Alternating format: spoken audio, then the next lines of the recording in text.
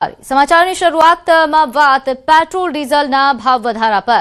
Petrol में प्रति litre 86 पैसानो वधारो थयो छे, ज्यारे डीजलना भावमां प्रति लीटर 94 पैसानो वधारो नोंधायो।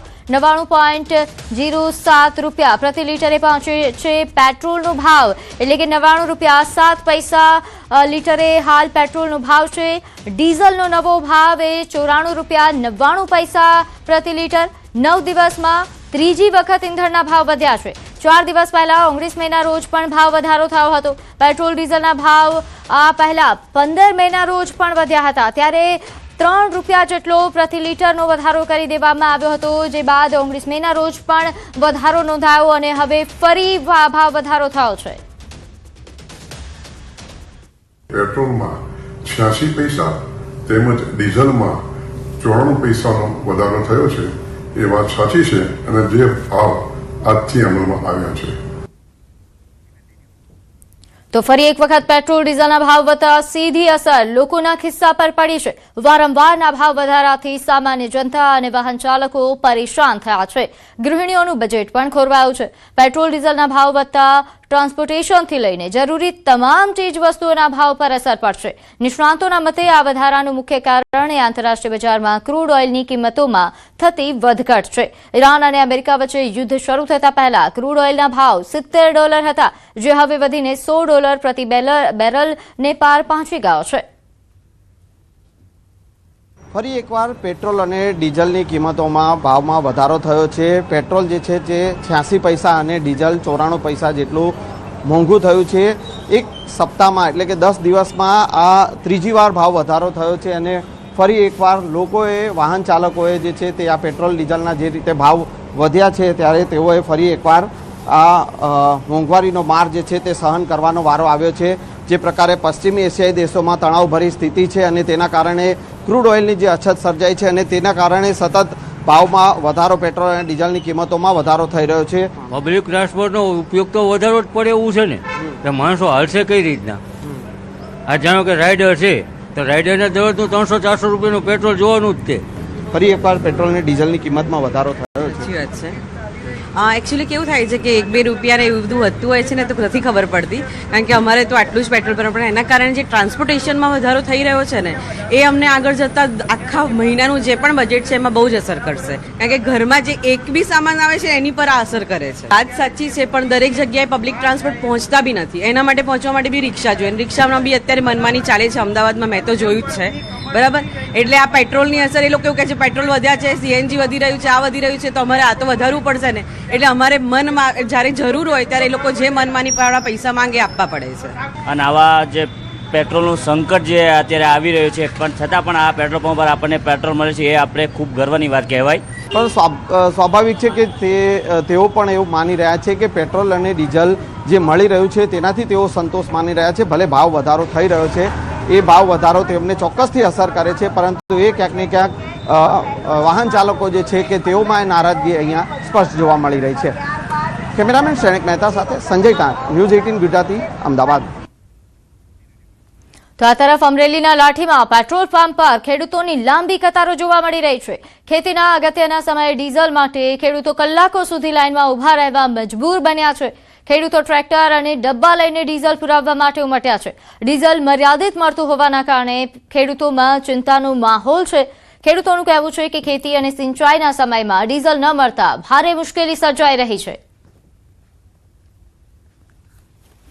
હું ડીઝલની લાઇનમાં 5 વાગ્યાનો ઊભો છું, તો સરકારને એવી અપીલ કરું છું કે ડીઝલનું કાંકા સોલ્યુશન અમને આપે। આ 5 વાગ્યાના અમે અપીલ કરીએ છીએ અને હેરાન થઈએ છીએ કે લાઈન જોઈ તો 50 થી 60 70 જણાની વાહે લાઈન છે, બધા બપોરના હેરાન જ થાય છે। તમારા ઘરે BMW હોય અને મર્સિડીઝ કાર હોય, તેમ છતાં તમે ઘરેથી ઓફિસ જવા ઘોડાગાડી કે ઊંટગાડીનો ઉપયોગ કરો તો બસ આવા જ એક પરિવાર સાથે તમારી મુલાકાત કરાવી છે, જે સુખી સંપન્ન હોવા છતાં પ્રાચીન સંસ્કૃતિને સાચવીને બેઠા છે। આમ પણ પેટ્રોલ ડીઝલનો સંયમપૂર્વક ઉપયોગ કરવાને લઈને પ્રધાનમંત્રી મોદીએ અપીલ કરી છે। કેટલાક સ્થળોએ પેનિક બાઇંગના કારણે પેટ્રોલ ડીઝલ પુરવઠાને લઈને સમસ્યાઓ પણ સર્જાઈ રહી છે। ત્યારે અમદાવાદના પ્રહલાદનગર વિસ્તારમાં વસતા રૂપેશભાઈ શાહનો પરિવાર ખરેખર સૌ માટે ઉદાહરણરૂપ છે, કેમ કે તેઓ છેલ્લા 10 વર્ષથી ઓફિસ જવા, મંદિરે દર્શન કરવા કે પરિવાર સાથે ફરવા ઘોડાગાડી અને ઊંટગાડીનો ઉપયોગ કરે છે. પેટ્રોલ ડીઝલના વધતા પ્રાઇઝને કારણે લોકો પરેશાન છે. એક તરફ પ્રધાનમંત્રી નરેન્દ્ર મોદીએ કીધું છે કે પેટ્રોલનો ઓછો ઉપયોગ કરો, ત્યારે એક પરિવાર જે છે તે આ ઘોડાગાડીનો ઉપયોગ જે છે તે કરી રહ્યા છે ને વર્ષોથી આ પ્રકારે ઘોડાગાડી થકી શહેરમાં આવન જાવન માટે થઈ અને ઘોડાગાડીનો પ્રયોગ કરી રહ્યા છે. તેમની સાથે વાત કરીશું કે તેઓ શું કહી રહ્યા છે.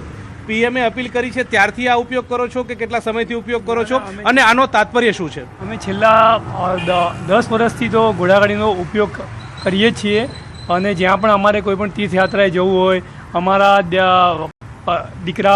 દીકરીઓને ગુરુકુલમમાં અમે ભણાવીએ છીએ, તો ગુરુકુલમમાં પણ અમારા દીકરીઓ ઘોડાગાડીમાં જ જતા આવતા હોય છે. કોઈ પણ જગ્યાએ અમે પશુ આધારિત જીવન વ્યવસ્થાને સૌથી વધારે પ્રમોટ કરીએ છીએ. કેમ તો કે કારણ કે એનાથી પર્યાવરણની જબરજસ્ત રક્ષા થાય છે અને વર્તમાનમાં આખી દુનિયા પેટ્રોલ ડીઝલના જે શોર્ટ સપ્લાય છે એનાથી ત્રાહીમ પોકારી ગઈ છે અને આખી દુનિયા ઉપર આ મોટું સંકટ આવ્યું છે. એવા કારણે આખા જગતને પણ આ સંદેશો મળવો જોઈએ કે પશુ આધારિત જીવન વ્યવસ્થા એ જ આપણને બચાવી શકે એમ છે. કેટલા સમયથી આ પ્રકારે ઘોડાગાડીનો ઉપયોગ કરો છો? ગાડીઓ ઘરમાં ઘણી છે, ગાડીનો ક્યારે ઉપયોગ કરો છો અને ક્યારે ઘોડાગાડીનો ઉપયોગ કરો છો? અહીંયા સિટીમાં ફરવા માટે અમે લોકો લગભગ ઘોડાગાડીનો ઉપયોગ કરીએ છીએ અને ક્યાંક બહારગામ જવું હોય તો અમે ગાડીનો ઉપયોગ કરીએ છીએ. અમારા દીકરીઓને સ્કૂલે મૂકવા માટે પણ અમે ઘોડાગાડીનો કે ઊંટગાડાનો જ ઉપયોગ કરીએ છીએ. નજીકમાં કોઈ તીર્થસ્થાનમાં જવું હોય તો અમે ઊંટગાડાનો ઉપયોગ કરીએ છીએ. ઊંટગાડું પણ રાખીએ છીએ, ઘોડાગાડી પણ રાખીએ છીએ. અને પશુ રક્ષા માટે અમે અમારી પોતાની ગૌશાળા છે, એમાં અમે ગીરની ગાયો રાખી છે અને અમારા ઘરે અમારા ભગવાનના પક્ષાલ માટે બધા માટે અમારે ગાયનું દૂધ જ વપરાય છે અને ઘરમાં પણ ગાયનું ઘી જ વાપરીએ છીએ. પશુ રક્ષા એ શ્રેષ્ઠ રક્ષા છે ને જેના કારણે આરોગ્ય પણ બચી શકશે ને સાથે પર્યાવરણ પણ બચી શકશે. તે પ્રકારનો પરફેક્ટ સંદેશ જે છે તે આ ઘોડાગાડીનો ઉપયોગ કરી અને આ જે પરિવાર જે છે તે આપવાનો નિર્ધાર કરી રહ્યા છે. કેમેરા પર્સન નિલેશ સોસા સાથે ગૌતમ શ્રીમાળી, ન્યૂઝ 18 ગુજરાતી, અમદાવાદ. તો વૈભવી બંગલામાં રહેતા આ પરિવાર પાસે તમામ ભૌતિક સુવિધાઓ ઉપલબ્ધ છે, તેમ છતાં તેમણે પર્યાવરણ બચાવવા અને પશુઓને કતલખાને જતા અટકાવવાના સંદેશ સાથે પરંપરાગત સવારી જીવંત રાખી. પરિવારનું કહેવું છે કે એનિમલ એનર્જી અને ભારતીય સંસ્કૃતિને જીવંત રાખવા માટે ઘોડાગાડી અને ઊંટગાડીનો ઉપયોગ જરૂરી છે. એટલું જ નહીં, જરૂરિયાતમંદોને તેઓ નિઃશુલ્ક ઊંટગાડી પણ ઉપલબ્ધ કરાવે છે. શહેરમાં વધતા ટ્રાફિક અને પ્રદૂષણ વચ્ચે આ પરિવારનો પ્રયાસ હવે અનેક લોકો માટે પ્રેરણારૂપ બની રહ્યો છે. શાહ પરિવાર ઘોડાગાડીની સાથે સાથે ઊંટગાડીનો પણ પ્રયોગ કરે છે. કેમ, તેની સાથે વાત કરીશું. કયા સમયે આ ઊંટગાડીનો ઉપયોગ કરો છો? મેજર અમે લોજિસ્ટિક અને ટ્રાન્સપોર્ટેશન માટે અમારે કન્સ્ટ્રક્શન રિયલ એસ્ટેટનું કામ હોય છે, ત્યારે એ લોજિસ્ટિક માટે અમે લોકો આનો ઉપયોગ કરતા હોઈએ છીએ. મેજર અમારું અને અમારા આખા પરિવારનું એવું માનવું છે કે એનિમલ એનર્જીનો મેક્સિમમ દૈનિક જીવનમાં આપણે ઉપયોગ કરીશું તો પશુઓ જે અત્યારે સ્લોટર હાઉસમાં જઈ રહ્યા છે એને આપણે બચાવી શકીશું. જો આ દેશમાં બળદના ગળામાં ઘૂઘરી નહીં આવે તો ધારી કે કરવત આવશે એ નક્કી છે. હવે એ પશુ બચાવવાનું કાર્ય એ છે કે પશુને તમારે રોજ ઉપયોગમાં લેશો તો એ કતલખાને નહીં જાય. એટલે શક્ય હોય તો પશુઓ કતલખાને જાય જ નહીં એવું કરવામાં આવે તો પશુઓ બચશે, તો તમને છાણ મળશે, તો ફર્ટિલાઇઝર અને તો ઓર્ગેનિક અને તો ફૂડ લોકોના પેટમાં ખાવાનું. આટલું બધું કનેક્શન છે જે વડાપ્રધાનશ્રીએ કહ્યું છે જેને આપણે સમજી નથી શકતા. એક તો ઓર્ગેનિક તરફ લોકો વળે તે પ્રકારનો કન્સેપ્ટ છે, સાથે સાથે પેટ્રોલ ડીઝલની બચત સાથે જે ભૂતકાળની અંદર વિસરાઈ ગયેલા જે પશુઓ જે છે તેનો ઉપયોગ થાય ને લોકો તેના તરફ વળે તે કન્સેપ્ટ સાથે આ પરિવાર જે છે તે ઘોડાગાડી અને ઊંટગાડીનો ઉપયોગ કરી અને ટ્રાન્સપોર્ટેશનની સુવિધાનો પ્રયાસ જે છે તે કરી રહ્યા છે. કેમેરા પર્સન નિલેશ સોસા સાથે ગૌતમ શ્રીમાળી, ન્યૂઝ 18 ગુજરાતી, અમદાવાદ.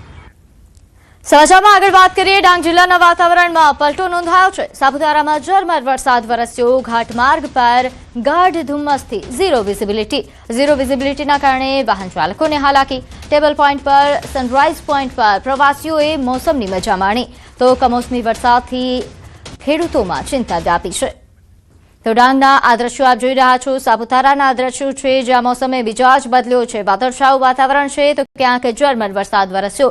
વધુ વિગત સાથે મારી સાથે સંવાદદાતા કેતન જોડાઈ ગયા છે. કેતન, ડાંગમાં હાલ કેવા પ્રકારની પરિસ્થિતિ વાતાવરણની?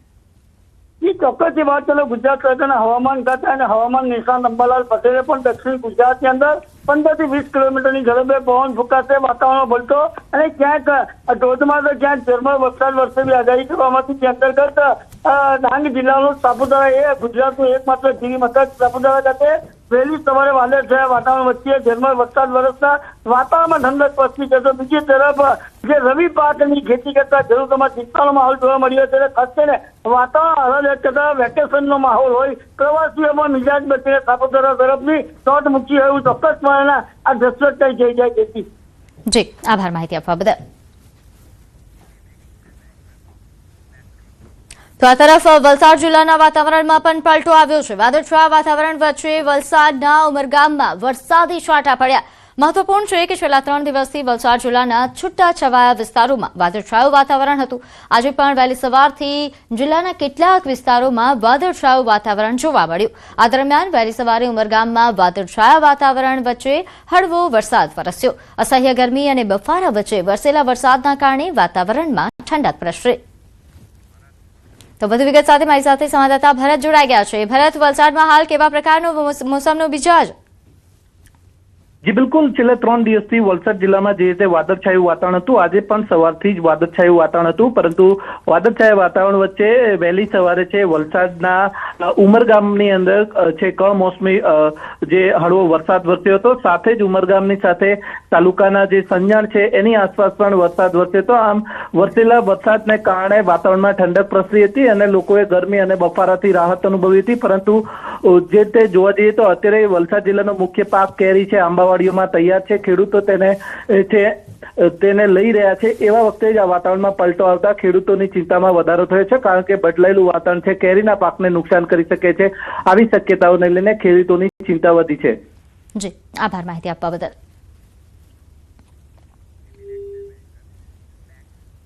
આગળ વાત કરીએ, રાજ્યમાં વધુ એક પોન્ઝી સ્કીમનો પર્દાફાશ થયો છે. ગાંધીનગરના ડભોડામાં 13 જેટલા રોકાણકારો સાથે ઠગાઈ થઈ. Suit space digital private limited કંપનીએ 5 કરોડ જેટલી રકમની છેતરપિંડી આચરી. ટેરાબાઇટ સ્પેસ માટે રોકાણકારો પાસેથી કરોડો રૂપિયાનું રોકાણ કરાવ્યું. રોકાણકારોને કરાર અનુસાર ભાડાના વળતર પેટે ભાડું જ ન ચૂકવ્યું. પોલીસના જણાવ્યા અનુસાર છેતરપિંડીની રકમ હાલ 5 કરોડની આસપાસ છે, પરંતુ 100 કરોડનું ફ્રોડ હોઈ શકે છે. આરોપીઓ કુલ 3 જેટલી કંપની ચલાવતા હતા. પોન્ઝી સ્કીમના નામે લોકો પાસેથી રોકાણ કરાવતા કંપનીના ડાયરેક્ટર અરુણ પટેલ અને ઝોનલ મેનેજર સચિન પટેલની ધરપકડ થઈ છે. એક આરોપી ઉત્પલ પટેલ વિદેશ ફરાર થયાની શંકા છે. છેતરપિંડીની રકમ કુલ 5 કરોડની આસપાસ છે, પરંતુ 100 કરોડનું ફ્રોડ પણ હોઈ શકે છે. આ શૂટ સ્પેસ કંપની એક પોન્ઝી સ્કીમ ચલાવતા હતા.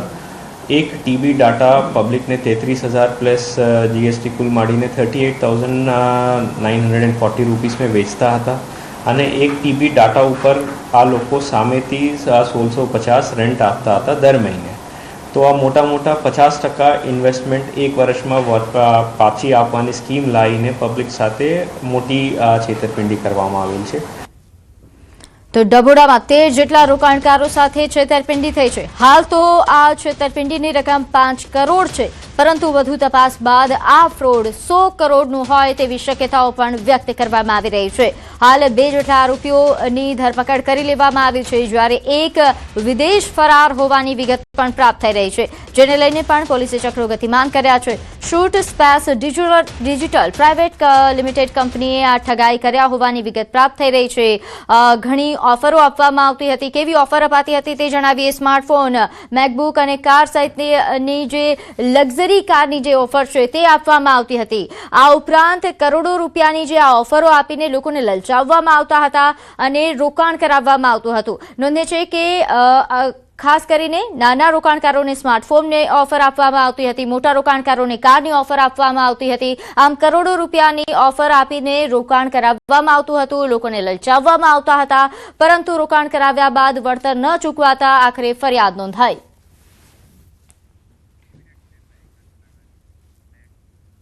આગળ વાત કરીએ જૂનાગઢની, જ્યાં કેશોદમાં મોડી રાત્રે આગની ઘટના સામે આવી છે. એરપોર્ટ રોડ પર આવેલી રામેશ્વર ઓઇલ મિલમાં ભીષણ આગ લાગી. શોર્ટ સર્કિટના કારણે આગ લાગી હતી. 3 ફાયરની ટીમોએ આગ કાબૂમાં લીધી. મિલમાં રહેલી મગફળી, શિંગદાણા, પોતરી બળીને ખાખ થઈ છે. મિલમાં અંદાજે 1 કરોડથી વધુ રૂપિયાનું નુકસાન થયાનું અંદાજ લગાવવામાં આવી રહ્યો છે. તો આ દ્રશ્ય જોઈ શકાય છે જૂનાગઢના છે, જ્યાં મિલમાં રહેલી મગફળી, સિંગદાણાના ફોતરીઓ બળીને ખાખ થઈ. આ ઉપરાંતનો અન્ય મુદ્દામાલ પણ ખાખ થયો છે, જેના કારણે 1 કરોડથી વધુનું નુકસાન થયા હોવાની વિગત પ્રાપ્ત થઈ રહી છે. કેશોદમાં મોડી રાત્રે આ ઘટના બની હતી. એરપોર્ટ રોડ પર આવેલી ઓઇલ મિલમાં આગ લાગતા અફરાતફરી મચી. જોકે ફાયર વિભાગ દ્વારા તાત્કાલિક ઘટના સ્થળે પહોંચીને પાણીનો મારો ચલાવવામાં આવ્યો અને આગ પર કાબુ મેળવવાનો પ્રયાસ થયો. 1 કરોડની નુકસાની છે. સિંગદાણા છે, ફોતરી છે અને મગફળી છે અને મશનરી ટોટલ બધું લોસ છે. અમારી ફાયરની 3 ગાડી અને અમારી 3 ટીમથી હાલ અત્યારે આ કાબુમાં લીધેલ છે અને હાલ કોલિંગની પ્રક્રિયા ચાલુ છે. તો આ તરફ વડોદરામાં કરજણ નજીક ટેન્કરમાં આગ લાગી. કરજણના બોડકા પાસેની ઘટના સામે આવી છે. ટેન્કરમાં આગ લાગતા નાસભાગ મચી હતી. ટાંકીમાં બ્લાસ્ટ થતા પતરું ઉછળીને હાઈવે પર પડ્યું. કરજણ ફાયર બ્રિગેડે સ્થળ પર પહોંચી આગ પર કાબુ મેળવ્યો. ઘટનામાં ટેન્કર સંપૂર્ણપણે બળીને ખાખ થયું છે, જેના દ્રશ્યો પણ સામે આવ્યા છે. તો કરજણના બોડકા પાસેની આ ઘટના છે, જ્યાં ફાયર વિભાગે આગ પર કાબુ મેળવી લીધો છે. પરંતુ હાલ આ ટેન્કરની હાલત જોઈને કહી શકાય છે ટેન્કર સંપૂર્ણપણે બળીને ખાખ થઈ ચૂક્યું છે. કરજણના બોડકા પાસે અહીં આ હાઈવે પર ઘટના બની હતી.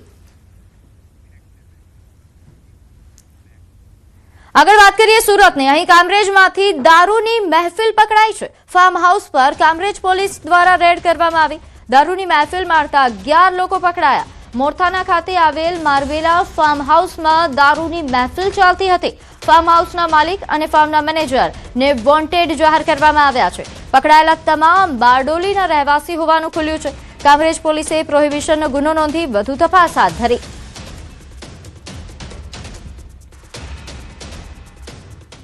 તો ગાંધીના ગુજરાતમાં દારૂની રેલમછેલ થઈ રહી છે. તાલુકા પોલીસની હદમાં એલસીબીનો સપાટો. વડોદરામાં કે જ્યાં ભારતમાલા એક્સપ્રેસ વે પરથી દારૂ ઝડપાયો. જિલ્લા એલસીબીએ બુટલેગરનો પ્લાન નિષ્ફળ બનાવ્યો. તાલુકા પોલીસ હદ વિસ્તારમાંથી કન્ટેનર ભરીને દારૂ ઝડપી પાડવામાં આવ્યો. એલસીબીની કાર્યવાહી તાલુકા પોલીસ ઊંઘથી ઝડપાઈ. વિદેશી દારૂ કન્ટેનર મળીને લાખો રૂપિયાનો મુદ્દામાલ જપ્ત કરાયો છે. દારૂ કોણે મંગાવ્યો, ક્યાંથી ક્યાં જતો હતો તે દિશામાં તપાસ શરૂ થઈ. તો આ તરફ સુરતમાં જોવા જેવી થઈ છે એક અસ્થિર મગજના વ્યક્તિએ હંગામો મચાવ્યો. ઉમરા ગામ પાલ જતા બ્રિજ પાસેનો આ વિડીયો સામે આવ્યો છે, જ્યાં આ વ્યક્તિ ઇલેક્ટ્રિક પોલ પર ચડી ગયો. મળતી માહિતી અનુસાર અસ્થિર મગજનો યુવક પોલ પર ચડી જતા ફાયર વિભાગને જાણ કરવામાં આવી હતી. બીજી તરફ આ ઘટનાની જાણ થતાં લોકોના ટોળે પણ ઉમટી પડ્યા. ફાયર વિભાગ ઘટના સ્થળે પહોંચી અને પોલ પરથી આ યુવકને નીચે ઉતારવા માટે રેસ્ક્યુ ઓપરેશન શરૂ કરવામાં આવ્યું. રેસ્ક્યુ દરમિયાન બ્રિજનો રસ્તો બંધ કરવામાં આવ્યો અને આખરે ભારે જહેમત બાદ આ યુવકને નીચે ઉતારીને સારવાર અર્થે હોસ્પિટલ ખસેડાયો છે. તો આગળ વાત કરીએ વલસાડના ચિંચવાઈ ગ્રામ પંચાયતના મહિલા સરપંચ અને તેમના પતિ સાથે મારામારીની ઘટના બની. ચિંચાઈ ગામમાં અહીં પોલ્ટ્રી ફાર્મ ચલાવતા ચેતન પટેલે સરપંચ દંપતી સાથે મારામારી કરી. મહિલા સરપંચે ચેતન પટેલના પોલ્ટ્રી ફાર્મ અંગે ડીડીઓને રજૂઆત કરી હતી. થોડા સમય અગાઉ મરઘાના મોતના કારણે મામલે મહિલા સરપંચે ડીડીઓને રજૂઆત કરી હતી, જેની અદાવતમાં ચેતન પટેલે મહિલા સરપંચ અને તેમના પતિ પર જાહેરમાં મારી કરી હુમલો કર્યો. આ સમગ્ર ઘટના મોબાઈલ કેમેરામાં કેદ થઈ, જેનો વિડીયો અત્યારે સોશિયલ મીડિયા પર વાયરલ થઈ રહ્યો છે.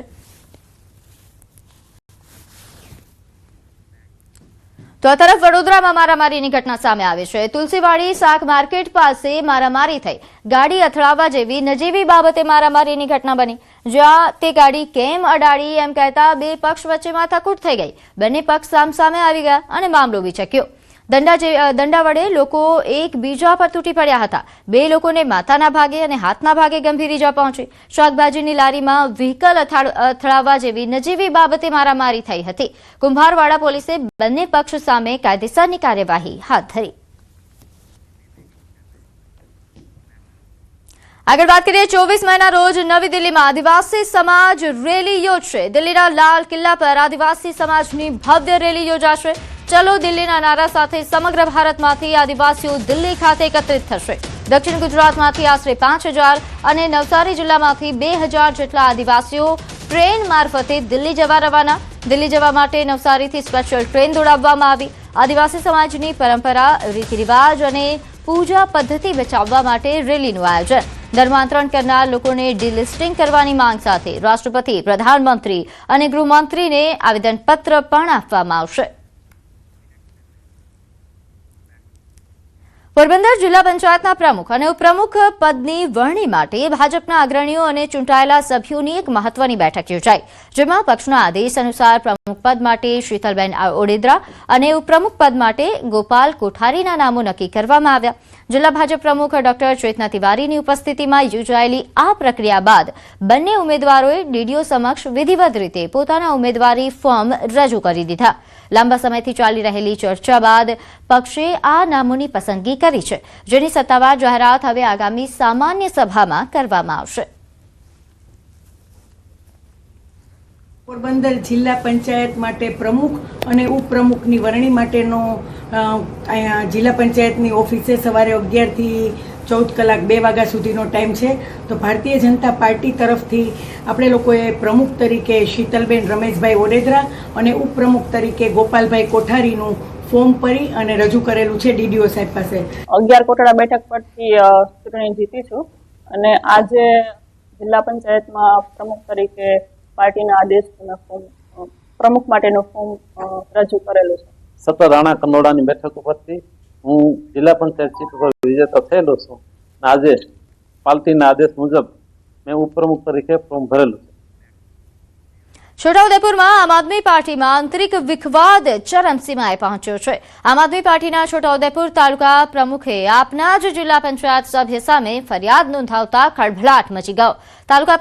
તાલુકા પ્રમુખ શ્રીકુંજ રાઠવાએ આપ નેતા અને જિલ્લા પંચાયત સભ્ય રાજેશ રાઠવા સામે ફરિયાદ નોંધાવી. કારમાં જતા સમયે જીવલેણ હુમલો કર્યાનો આરોપ મૂક્યો. ફરિયાદી શ્રીકુંજની કારને આગળ અને પાછળ એમ 2 ગાડીથી ટક્કર માર્યા હોવાનો આરોપ છે.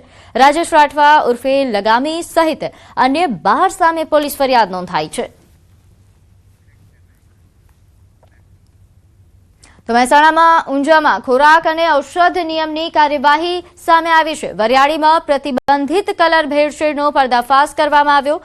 ગાંધીનગર ફ્લાઇંગ સ્ક્વોડની મહેસાણામાં કાર્યવાહી. અહીં રૂપિયા 3.30 લાખનો 3548 કિલો ભેળસેળવાળી વરિયાળી જપ્ત કરાઈ છે. 140 કિલો લીલો એડલ્ટ્રન્ટ કલર પણ જપ્ત કરવામાં આવ્યો. ફૂડ સેફ્ટી ટીમે સ્થળ પર દરોડા પાડી રેકેટ ઝડપી પાડ્યો છે. ઊંઝામાં ભેળસેળિયાઓ સામે કડક કાર્યવાહીથી ફફડાટ. કચ્છમાં હરિદ્વાર યાત્રાના નામે મોટું કૌભાંડ સામે આવ્યું. ગાંધીધામ આદિપુરના 200 થી વધુ લોકો સાથે છેતરપિંડી થઈ. રૂપિયા 5000 ભરી દૈનિક 701 પરત આપવાની લાલચ આપવામાં આવી હતી. હરિદ્વારમાં 4907 પરત આપવાની જાહેરાત કરાઈ હતી.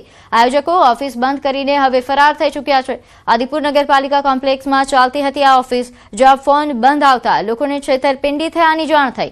ભોગ બનનાર લોકો પોલીસ ફરિયાદની તૈયારીમાં છે.